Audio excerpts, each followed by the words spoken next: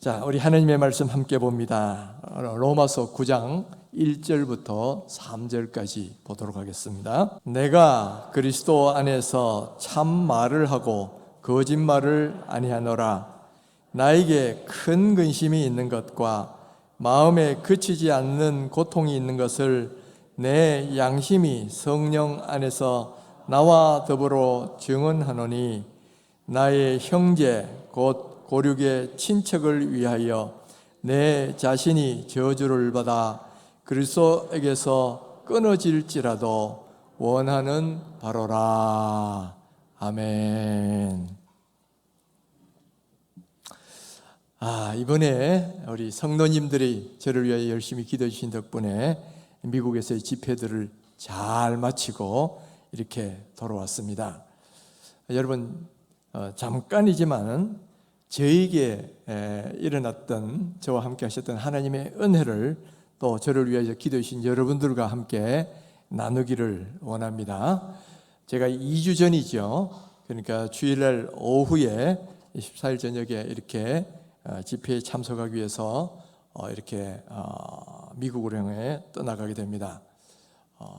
보여주실까요? 인천공항에서 저렇게 아주 캐주얼한 참이름으로 제가 저렇게 떠나서 그 다음에 미국에 있는 휴스턴으로 갑니다. 휴스턴은 여기 3차 글로벌 복음 통일 전문 선교 컨퍼런스라는 것인데 거기에 참석하러 제가 갔지요. 저렇게 많은 분들이 함께 있는데 저 장면은 그 수련회 강사로 오셨던 분들하고 지역의 목회자들이 함께 이렇게 사진을 찍은 겁니다. 제 옆에 계신 분이 지금 침례교 총회장이면서 수원중앙 침례교를 담임하는 고명진 목사님이고, 그 다음에 계신 분이 북한 선교를 하시다가 2년 7개월인가 옥고를 치르셨던, 우리 교회도 한번 오셨죠, 임현수 목사님이라시는 분입니다. 저 두 분이 첫째 날하고 둘째 날, 셋째 날 주강사로 하셨고, 그 다음에 셋째 날, 넷째 날은 제가 이렇게 강사가 되어서 저렇게 하나님의 말씀을 전했습니다. 제가 말씀을 전한 장면을 아마 실시간으로 우리 성도님들 가운데도 함께 보셨던 분들이 많이 계셨는데요. 그렇게 그날 정말 하나님의 은혜를 주셨어요. 그래서 저 설교를 마치고 함께 북한 통일을 위해서 우리가 기도했을 때 하나님이 큰 은혜 주셨습니다. 그리고 저렇게 제가 말씀 전하는 장면이고, 기도해 주신 덕분에 어떤 분들, 보셨던 분들 이야기 들으니까 교회에서 하는 것보다 더 힘있게 하시더라, 그렇게 말씀을 해 주셨어요. 이렇게 말씀을 잘 전했고요. 또 저분들은 저 절반이 유니폼을 입고 계신 분들 있죠, 여자분들. 저분들이 오클라호마에서 특송을 하러 오신 중창단이에요. 중창단인데 저분들 평균 연령이 얼마냐면 70세입니다. 제일 나이가 젊으신 분이 65세고 많으신 분은 75세. 그런데도 이 할머니들인데도 아주 그냥 정말 찬양도 잘하고 음반도 여러 개 냈고요. 또 가는 곳마다 하나님을 찬양하는 그런 분들인데 열정도 대단하셔요. 참 은혜 많이 받았습니다.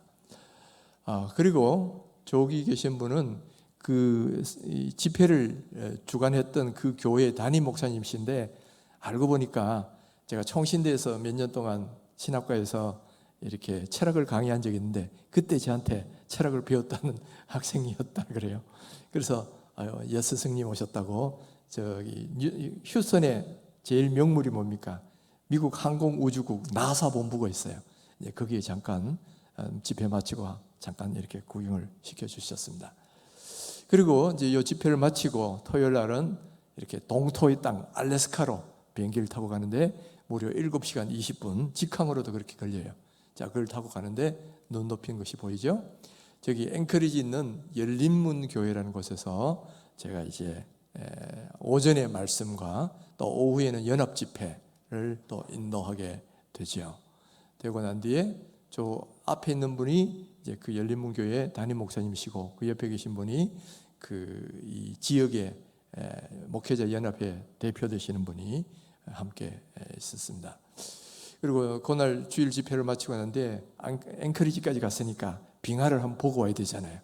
그래서 저기 앵커리지 조금 떨어진 데 가면 빙하가 있는데 이렇게 보다시피 많이 녹았습니다. 기후 온난화 때문에 빙하가 많이 녹아가지고 있는 것을 볼 수가 있는데 정말 심각성을 좀 느끼고 왔죠. 자, 이렇게 알래스카의 집회를 마치고 그 다음 시애틀의 잠 못 이루는 밤, 시애틀로 건너갔어요. 이렇게 시애틀은 이제 항구 도시인데 저기에 가서 저 장면이 뭐냐면은 그 북한 선교를 15년 동안 담당해 오고 있는 기도원 동족 선교라는 선교회가 있는데 15주년에 대해서 감사 예배를 드리는 자리에 제가 이렇게 또 말씀 전하는 자로 가서 하나님의 말씀을 전하고 있죠. 이것을 전하고 또 그리고 여기 있는 죄송합니다. 그 선교에 있는 분들하고 함께 15주년 감사 예배 드리는데 기념사진을 찍은 장면입니다. 그 다음에 시애틀에서 조금 내려가면 타코마라는 곳이 있어요. 이 타코마라는 곳에도 한인교회들이 많이 있는데 그 중에 한 교회에 가서 수요 예배를 또 말씀을 전하는 겁니다. 말씀을 저렇게 전하고 또 이렇게 마지막으로 이제 오는데 그 다음에 그 담임 목사님하고 함께 사진을 한번 찍었습니다. 잘 안 움직이네요. 예, 담임 목사님하고 또 한 분은 동족선교 대표 되시는 목사님하고 마지막 사진을 찍고 이날 집회가 한 8시 반쯤 마쳤는데 제가 그 다음날 새벽 7시 비행기로 이제 한국에 돌아오는 거죠. 그래서 이렇게 돌아왔는데 우리 이태영 장로님 오셔서 내가 나오는 장면도 사진 찍어주시고 라이드까지 해주셨어요. 감사하게 잘 돌아왔습니다. 제가 이번 미국 여행을 하면서 느낀 것 중에 하나는 뭐냐면은 우리 한인들이 참 세계 곳곳에 다 있다는 거예요. 저 알래스카는 동토의 땅인데 거기에도 우리 한인들이 살고 있고요. 그 앵커리지 말고 그 더 북쪽에 가면 조그만 마을들도 있는데 거기도 한인들이 살고 있어요. 근데 한인들은 있는 곳마다 또 교회를 만듭니다. 그래서 하나님을 예배하는 것이 이 교회가 곳곳에 있어요. 제가 그걸 보고 얼마나 감사했는지 모릅니다. 우리 한인들은 참 이렇게 하나님이 은혜 주셔서 가는 곳마다 교회를 만들고 하나님을 예배하고 있으니 그래도 우리 민족 하나님이 축복하셨다, 그런 생각이 많이 들었어요. 그리고 또 하나 제가 깨달은 건 뭐냐면은 여러분 집 떠나면 애국자가 된다는 말이 있잖아요. 이분들이 이 한인들이, 해외에 있는 한인들이 오히려 우리나라를 생각하는 마음이 더 애틋한 거예요. 특별히 이 북한을 통일하는 문제, 그리고 북한의 복음화를 위해서 우리나라 사람들보다 더 열심히 기도하는 거 있죠. 여러분, 우리도 뭐 기도 안 하는 건 아니지만은 그래도 뭐 관심 없는 분들도 많잖아요. 그런데 이분들은 이렇게 가는 곳마다 북한 복음화를 위해서 기도하는 모임이 있고 또 재정도 많이 쓰고 있고 또 이렇게 많은 모임들이 있고 기도하는 것을 볼 수가 있었어요. 그것을 보면서 참 제가 도전을 많이 받았습니다. 제가 이렇게 여러분들에게 이 모든 것들을 보여드리는 이유가 뭐냐면은 여러분, 오히려 미국에 있는 분들이 더 북한 통일을 위해서 기도를 많이 하고 있는 걸 보면서 여기 있는 우리들도 도전을 받아야 되겠다.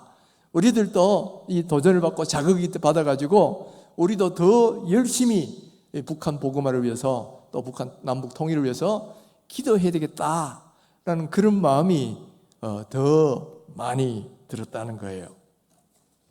여러분, 주님의 복음은 세계 모든 나라, 모든 사람들에게 다 전해져야 되겠죠. 그렇지만은 우리가 우선적으로 복음을 전해야 되는 대상들이 있는데 바로 우리 민족이라는 거예요. 이렇게 말씀드리면 어떤 분들은 세계 모든 나라 사람들에게 골고루 하나님 말씀 다 전해야지 왜 특별히 우리 민족을 그렇게 강조하십니까? 이렇게 반문하실 분들도 있을지도 몰라요. 그런데 저는 제가 성경을 열심히 읽어온 그걸로는 여러분, 하나님은 우리가 이 땅에 사는 동안에는 특별히 자기 가족이나 자기 친족이나 다른 동족에게 우선적인 의무를 주셨다는 겁니다. 디모데전서 5장 8절에 보면 누구든지 자기 친족, 특히 자기 가족을 돌보지 아니하면 믿음을 배반한 자요 불신자보다 더 악한 자니라, 이렇게 말씀하는 걸 볼 수 있지요. 그렇게 믿는 사람일수록 자기 가족, 특히 자기 친족들을 더 특별히 돌보아야 되는 그런 의무가 있다는 겁니다. 이 말씀은 경제적으로도 그렇고 영적으로도 그렇고 우리가 복음을 전할 때도 특별히 우리 가족에 대해서 일차적 책임이 있다는 거예요.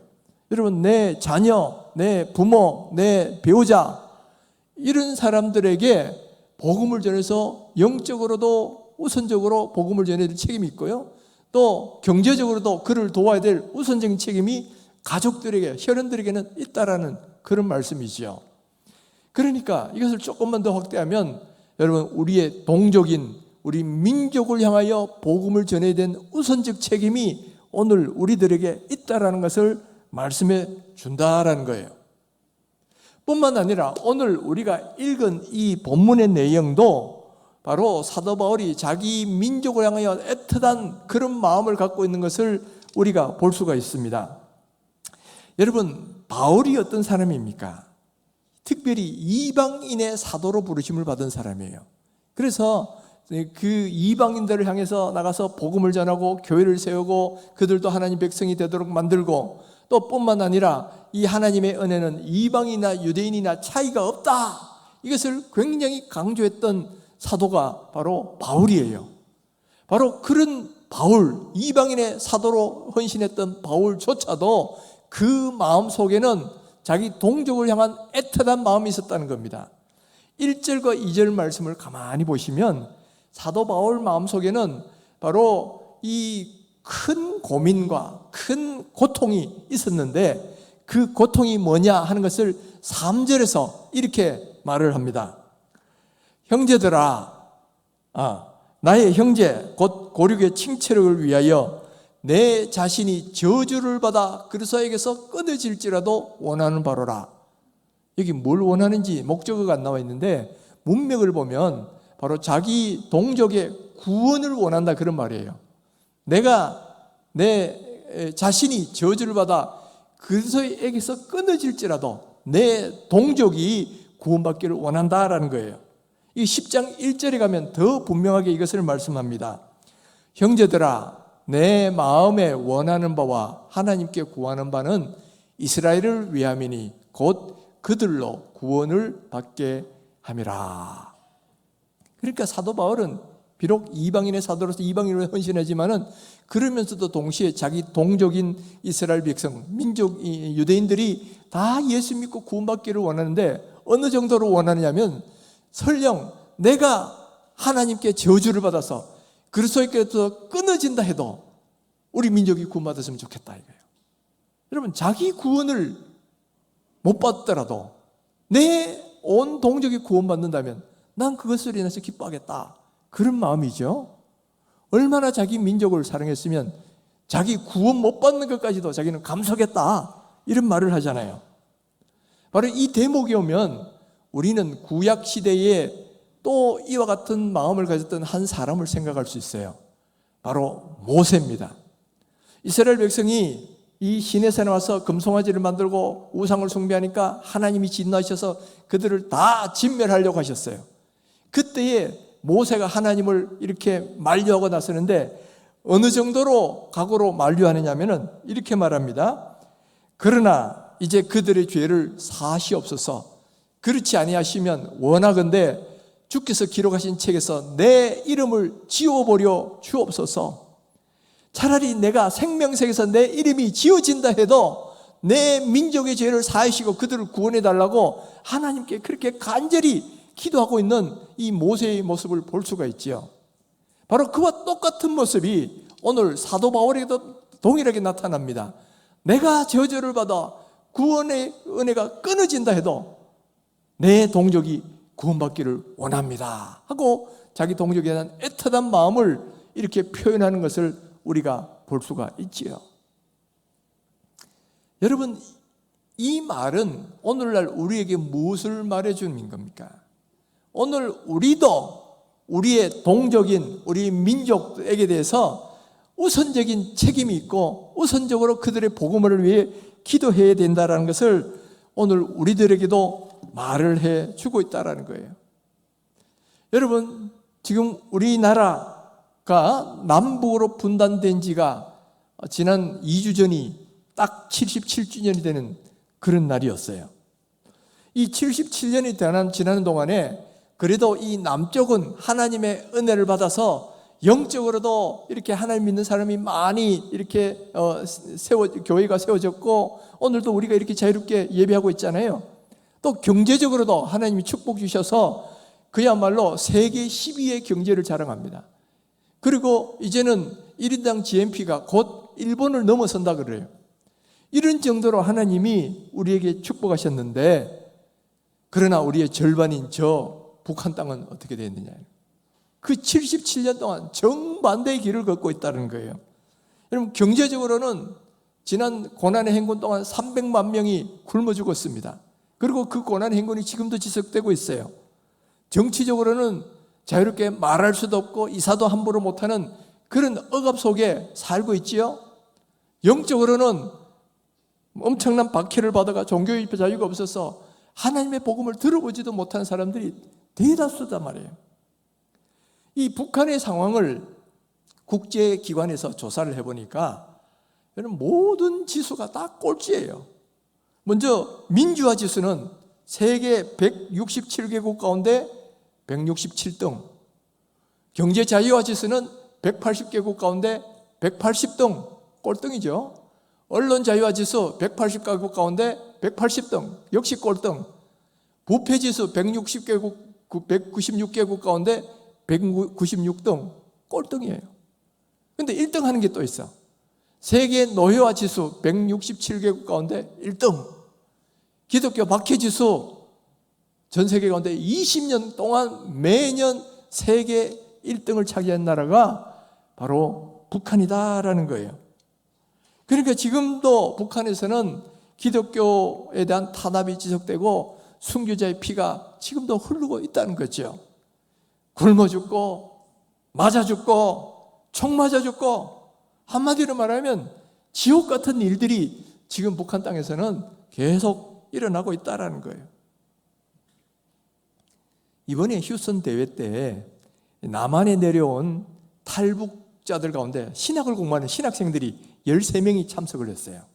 그러면서 그들이 북한에서 경험했던 것들을 간증을 하는데 들어보면 자기 가족이나 친척 가운데 다 이렇게 보면 이렇게 굶어 죽거나 저 노동교화소에 가서 뭐 그냥 고통을 받거나 굶어 죽은 많은 사람의 이야기가 그들 가운데, 친척들 가운데, 가족들 가운데 다 있다는 거예요.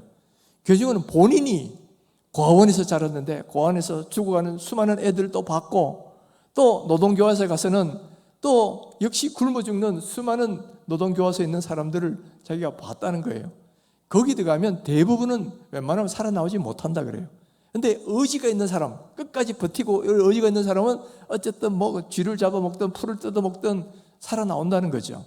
그렇게 자기는 살아나와서 탈북을 할 때도 어떻게 했냐면은 저 두만강을 건너고, 그리고 중국을 저 가로질러서 라오스, 그다음 베트남 국경까지 가는 거예요. 거기서 그걸 넘어가지고 이렇게 한국으로 망명해 왔다는 겁니다. 근데 이렇게 망명하고 한국으로 온 사람은 약 3만 5천 명밖에 안 되고요. 그보다 더 많은 한 30만 명가량이 지금도 탈북해가 중국을 떠돌아다니는데, 그 중에는 인신매매단에 팔려가지고 성적 놀이게 되고 막 그런 사람들이 수십만 명이 된다는 거예요. 지금도 이런 고통이 저 북한 땅에, 그리고 저 중국 땅에 계속되고 있다라는 거죠. 여러분, 우리는 우리 동족이 이렇게 굶어 죽고 영적으로도 또 이렇게 죽어가는 이런 것을 보고 어떻게 가만히 있을 수 있겠느냐는 거예요. 우리가 그들에 대한 특별한 마음을 가져야 되죠. 그리고 그들을 위해서 우리는 기도해야 하는 거예요. 그것도 간절히 기도해야 되는 거예요. 하나님, 저들도 영적으로도 먹을 양식을 주시고 육신적으로도 먹을 양식을 주셔서 저들도 참 하나님을 알고 구원받을 수 있게 해달라고 정말 간절한 심령으로 우리가 기도를 해야 한다라는 거예요. 시편 126편을 보면 이 이스라엘 백성들이 바벨론 포로에서 돌아와서 기쁨으로 성전에 올라가면서 노래했던 내용들이 쭉 나와요. 1절, 2절 보면 이렇게 그들이 기쁨을 노래합니다. 여호와께서 시온의 포로를 돌려보내실 때에 우리는 꿈꾸는 것 같았도다. 그때 우리 입에는 웃음이 가득하고 우리 혀에는 찬양이 찼었도다. 그때의 문나라 가운데서 말하기를 여호와께서 그들을 위하여 큰 일을 행하셨다 하였도다. 이 바벨론 포로에서 돌아올 때 기쁨이 얼마나 컸는지 꿈꾸는 것 같았대요. 그리고 입에는 웃음이 가득하고 찬양이 가득했다. 그렇게 고백을 하잖아요. 우리는 이 심정을 충분히 이해합니다. 왜냐하면 1945년에 우리도 해방의 기쁨을 맛본 적이 있으니까. 그러나 해방된 이후로 저 북한에는 공산주의가 들어가가지고 지금도 자유가 없고 먹을 것도 없고 영적으로도 굶주리고 있는 그런 상황이 기록되어 있죠. 바로 그런 사람들에게도 이와 같은 기쁨이 와야 되는데, 그럼 어떻게 하면 그런 기쁨을 경험할 수 있느냐? 시편 126편에는 바로 이 말을 하고 난 뒤에 5절에 가서 이렇게 말을 합니다. 눈물을 흘리며 씨를 뿌리는 자는 기쁨으로 거두리로다. 눈물을 흘리며 씨를 뿌리냐는 기쁨으로 거두리로다. 앞에서 뭐 꿈꾸는 것 같았다 뭐 이렇게 이야기하다가 왜 갑자기 씨 뿌리는 이야기를 하느냐? 바로 자기들이 이렇게 기쁨으로 바벨론 포로에서 돌아오게 됐었던 그 이유가 뭐냐면 눈물로 씨를 뿌렸기 때문에 오늘 기쁨으로 이런 단어를 거뒀다는 거예요. 무슨 씨? 바로 기도의 씨를 뿌렸다는 거예요. 그들이 바벨론 땅에 있을 때에 눈물로 자기 민족을 위해서 계속 기도하고 기도했을 때에 눈물의 기도의 씨를 뿌렸을 때에 오늘날 이렇게 기쁨으로 이 고국으로 돌아와서 하나님을 예배하는 이런 은혜를 얻었다는 것을 바로 그렇게 표현하고 있더라는 거예요. 여러분, 오늘 우리도 마찬가지입니다. 정말 저 북한이 해방되어서 기쁨으로 막 그냥 꿈꾸는 것 같은 그런 일들이 우리나라에도 일어나려면 오늘 우리가 해야 될 일이 있다는 거예요.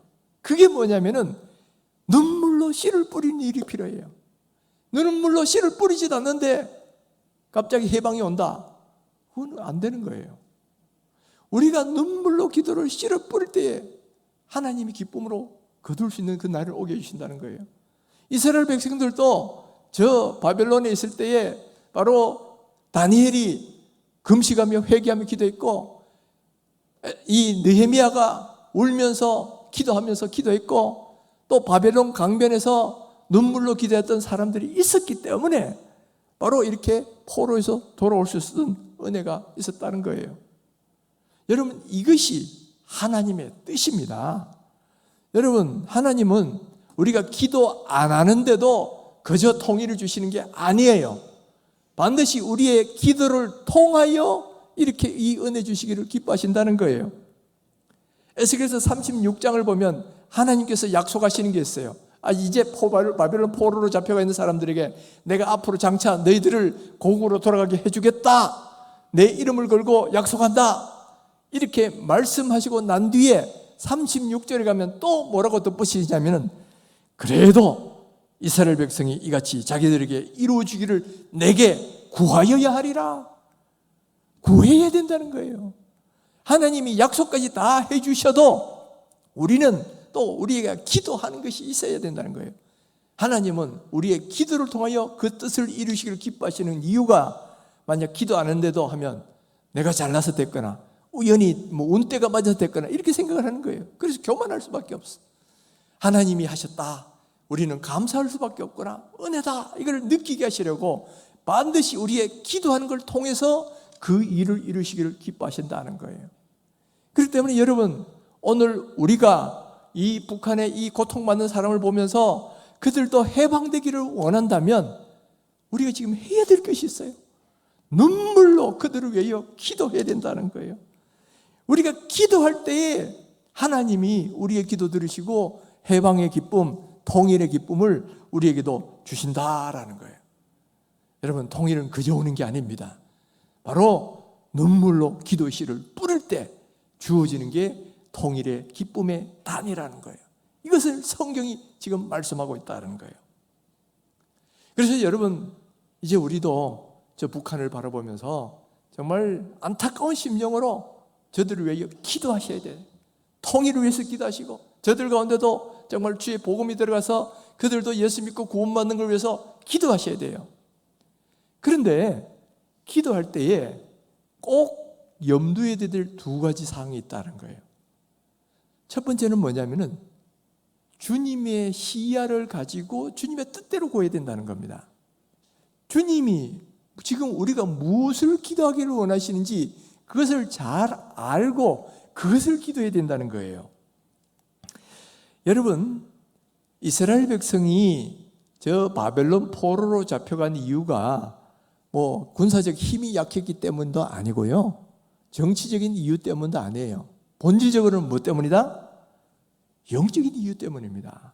이스라엘 백성이 하나님을 버리고 우상을 숭배하니까 하나님이 진노하셔가지고 바벨론이라는 채찍을 드셔가지고 그 이스라엘 백성들을 잡아가시고 또 저 성전을 파괴하시고 지금 이런 고난을 주신 거예요.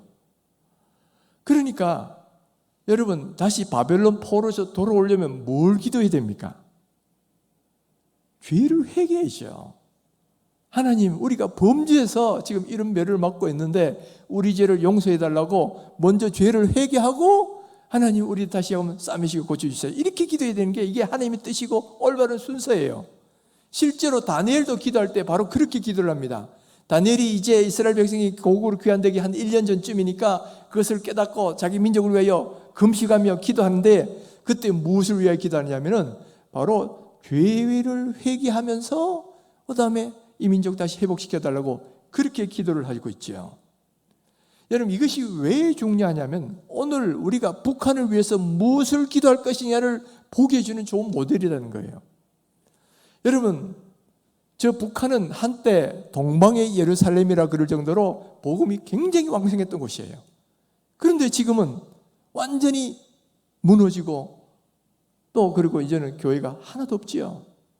그리고 극심한 탄압을 받는 또 김일성, 김정일을 마치 신처럼 섬기는 그런 곳이 되어버렸어요.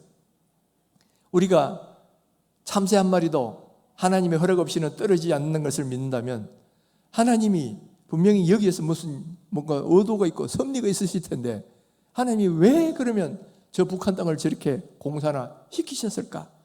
하나님의 교회를 저렇게 완전히 파괴하도록 하셨을까? 하는 거예요. 여러분, 이 질문을 우리가 물어봐야 북한을 위해서 제대로 기도할 수 있는 거예요. 그런데 그 이유도, 이스라엘 백성이 바벨론 포로 잡혀간 이유도 그들의 영적인 이유 때문이라면 여기도 영적인 이유가 있을 거예요. 그게 뭐냐? 바로 우리 민족도, 한국교회도 우상숭배의 죄를 지은 거예요. 신사참배의 죄를 지었다는 거예요. 제가 언젠가 한번 말씀드렸죠. 여러분, 우리 민족이, 한국교회가 하나님의 큰 은혜를 받았습니다. 많은 선교사들을 통해서 병원도 세우고 교회도 세우고 학교도 세우면서 복음을 전해주셨어요. 평양에 1907년에 평양에 부흥도 일어나도록 성령도 부어주셨어요. 이런 우리 하나님의 은혜를 입은 민족이 그러나 하나님을 배반하고 우상을 숭배하는 그런 죄를 지었는데 그것이 바로 신사참배라는 거예요. 많은 분들이 신사참배 그러면 총칼에 못 이겨서 신사에게서 절했다 이 정도로 생각하는데 결코 그런 죄가 아닙니다. 신사참배는 그런 정도의 죄가 아니에요. 그야말로 천황을 신이라고 보고 그것도 여호와 하나님보다 더 높은 신이라고 하고 또 일본의 천조대신이라는 그 신을 최고 신이라고, 하나님보다 더 높아요. 그런 신으로 인정을 하는 겁니다. 그리고 예배 시간에도 그 신사를 여기다 갖다 놓고 신도에게, 천황에게 먼저 예배하고 난 뒤에 하나님 예배를 하도록 그렇게 만들어진 거예요. 그러니까 이건 하나님도 섬기고 우상도 숭배한 바로 그런 사사기 시대의 죄를 지은 겁니다. 그것도 7년 동안 전 한국교회가 다 그렇게 죄를 지은 거예요. 제가 시간 짧아서 그 모든 걸 다 이야기할 수는 없지만은 하나님이 이걸 통해서 제가 깨닫게 하셨고 그래서 책을 썼고 그래서 이번에도 미국에 가서도 바로 그런 내용의 하나님 말씀을 전하고 오도록 그렇게 하신 거예요. 여러분 이 큰 죄를 한국교회가 짓고도 지금까지도 회개치 않고 왔습니다. 지금까지도 이 죄를 회개치 않고 오니까 하나님이 어떻게 이 북한을 해방시켜 주실 수 있겠느냐는 말이에요. 다니엘이 자기 민족의 죄를 회개한 거, 그러면서 회복시켜달라고 기도한 것처럼 오늘 우리도 북한 통일을 원한다면 먼저 남북 분단이 이루어지게 된 그 원인, 우리 민족의 죄에 대해서 한국교회 우상숭배 죄를 놓고 회개하며 기도해야 됩니다. 이때까지 북한을 위해서 기도한 분들은 많으셨어요. 그런데 그거 죄의 회개는 없이 주님 빨리 통일시켜 주세요, 이것만 기도했단 말이에요. 그건 마치 뭐와 같으냐면은 잘못한 아이들 부모가 매를 때리는데 용서해 주세요 이 말은 안 하고 아파요 이제 그만 때려주세요 이 말을 하는 것과 똑같은 거예요. 먼저 뭘 해야 됩니까? 잘못했어요 이 말을 해야 그다음 싸매시고 고쳐주실 거 아니에요. 그런데 우리는 이때까지 바로 하나님이 죄의 회개를 촉구하고 계신데 그것은 하지 않고 그냥 통일만 되게 해달라고 이것만 기도해왔다라는 거예요. 하나님의 뜻은 먼저 우리 민족이 죄를 회개하기를 원하셔요. 그걸 회개할 때에 하나님 다시 싸매시고 고치시는 은혜를 주시는 거예요. 다니엘서 9장 19절에서 자기 민족의 죄를 회개하면서 이렇게 마지막에 기도를 합니다. 주여 들으소서, 주여 용서하소서, 주여 귀를 기울이시고 행하여 주옵소서. 이 세 가지 기도를 해요. 근데 여기 보면 행하여 달라는 것이 다시 바벨론 포로에서 돌아가게 해달라고 하는 기도죠. 근데 그 기도를 하기에 앞서서 뭘 기도하느냐면 주여 용서하옵소서. 바로 이 용서해달라는 기도를 먼저 하고 그 다음 다시 고국으로 돌아갈 수 있게 해달라고 그렇게 기도하고 있잖아요. 오늘 우리도 기도해야 될 내용이 바로 우리 민족이, 우리 한국교회가 7년 이상 전 한국교회가 신사참배를 하고 하나님보다 우상을 더 우선적으로 천황을 섬기려고 했던 이 죄에 대해서 먼저 회개하고 난 뒤에 하나님 싸매시고 고쳐달라고 기도할 때 하나님 비로소 용서해 주신단 말이에요. 이게 하나님의 뜻이에요. 바로 이 하나님의 시야를 가지고 뜻을 알고 먼저 기도하고 난 뒤에 남북 통일을 위해 기도해야 이게 올바른 순서다. 저는 우리에게 먼저 이 회개의 마음 주시기를 바랍니다. 뭐가 죄인지 잘 알아야 되고요. 알고는 애통하는 마음으로 회개하면서 기도할 때 하나님이 싸매시고 고치신다라는 거예요. 오늘 우리에게 이런 마음 주시기를 주님의 이름으로 축원합니다. 뿐만 아니라 두 번째 또 필요한 게 있어요. 그건 뭐냐면은 주님의 심장을 가지고 기도해야 된다라는 거예요. 우리가 자기 자신의 문제를 놓고 기도할 때는 정말 간절합니다. 지금 우리 아이가 막 너무너무 아파요. 혹은 남편이 하는 일이 지금 막 경각이 달려 있어요. 그러면 뭐 금식도 하고 그다음에 철야기도도 하고 할 수 있습니다. 간절하죠. 근데 나라와 민족을 위해서 기도하라 그러면 별로 이게 뭐 남의 이야기처럼 느껴져 가지고 별로 기도하는 게 간절하지 않아요. 여러분도 그러시죠? 솔직히 말씀해 보세요. 여러분도 분명히 그러실 거예요. 나라와 민족을 통일을 위해 기도하자 그러면 별로 간절한 마음이 안 들어요. 근데 우리가 간절하게 기도하려면 그들을 바라보는 주님의 마음이 얼마나 간절하고 안타까운지 그 심정을 품어야 기도할 수 있어요. 이렇게 맞아 죽고 굶어 죽고 어린아이가 또 굶어서 막 이렇게 왜소해지고 이런 걸 보면서 우리 하나님의 마음은 얼마나 안타깝고 간절한지 몰라요. 여러분, 하나님이 그냥 그 고통스럽게 놔두시고 그걸 그냥 모른 척 하시는 게 아니란 말이에요. 그 고통에 함께 동참하고 계신단 말이에요. 그 주님의 마음을 우리가 품을 때에 우리도 주님이 안타까워하시는 그 마음을 가지고 그 북한에 있는 동포들을 위해서 기도할 수가 있다라는 거예요. 그러니까 여러분, 주님의 심장을 가지면 눈물이 나올 수밖에 없어요. 울며 씨를 뿌려야 된다 그럴 때 눈물로 기도했잖아요. 우리에게도 주님의 심장을 가지고 기도할 때 눈물의 기도를 할 수가 있다라는 거예요. 여러분, 우리가 눈물로 기도하면 하나님이 기도 더 잘 들어주십니다. 응답도 훨씬 빨라져요. 원래 남자는 여자의 눈물이 약하다는 그런 말이 있잖아요. 눈물로 이러면 뭐 그냥 그래 이러면서 마음이 약해져가 당신 뜻대로 하세요 그러고 뭐 그러잖아요. 근데 성경을 보시면 눈물이 약하신 분은 남자들만 그런 게 아니고 우리 하나님도 눈물이 약하셔요. 그래서 눈물로 기도하면 응답도 금방 와. 여러분, 히스기야를 한번 보세요. 하나님께서 너 이제 생을 정리하라. 너 이제 더 이상 살지 못한다. 그렇게 말씀하시니까 히스기야가 어떻게 합니까? 막 그냥 왕의 채통도 다 버리고 통곡하면서 하나님 앞에 기도하잖아요. 하나님이여 나를 불쌍히 여겨달라고 통곡하면서 기도하니까 너 죽는다라고 말을 전해준 이사야 선지자가 성을 빠져나가기도 전에 하나님이 응답이 금방 온 거예요. 다시 와서 내가 내 기도를 들었고 내 눈물을 보았노라. 너의 눈물을 봤다는 거예요. 그러면서 하시는 말씀이 내가 너의 수명을 15년 더 연장시켜 주겠다. 덤으로 또 이 나라를 아수르의 위협으로부터 지켜주겠다. 그런 응답을 금방 해주시잖아요. 눈물로 기도하니까, 겸비하게 기도하니까 하나님이 그 기도 들으시고 뜻을 바꾸시는 거예요. 뜻을 바꾸셔서 그와 같은 은혜로 채우시죠. 여러분, 오늘 우리도 마찬가지예요. 여러분 개인의 간절한 기도 제목이 있다면 눈물로 기도하셔야 됩니다. 적당히 기도하니까 응답이 안 되는 거예요. 눈물로 간절히 기도하면 하나님의 병에 눈물이 차면 하나님이 응답해 주신단 말이에요. 우리가 개인의 기도 제목뿐만 아니라 또한 우리 북한을 위한, 우리 민족을 위한 이 기도도 우리가 주님의 심장으로 눈물로 기도할 수 있어야 돼요. 눈물로 기도하면 하나님이 그 눈물을 보시고 하나님이 기도를 들으실 때에 때로는 계획도 바꾸시기도 하고요, 때로는 그 시간을 단축시키기도 하고요, 그래서 그 기도를 들어주신다라는 거예요. 그러니까 우리가 이 눈물로 기도할 수 있으려면 먼저 우리의 마음이 주님의 마음으로 가득 차야 된다는 거예요. 여러분, 눈물이 어디서 나오는지 아세요? 눈물은 물론 눈에서 나오죠. 그러니까 눈에서 나오는 물 해서 눈물이잖아요.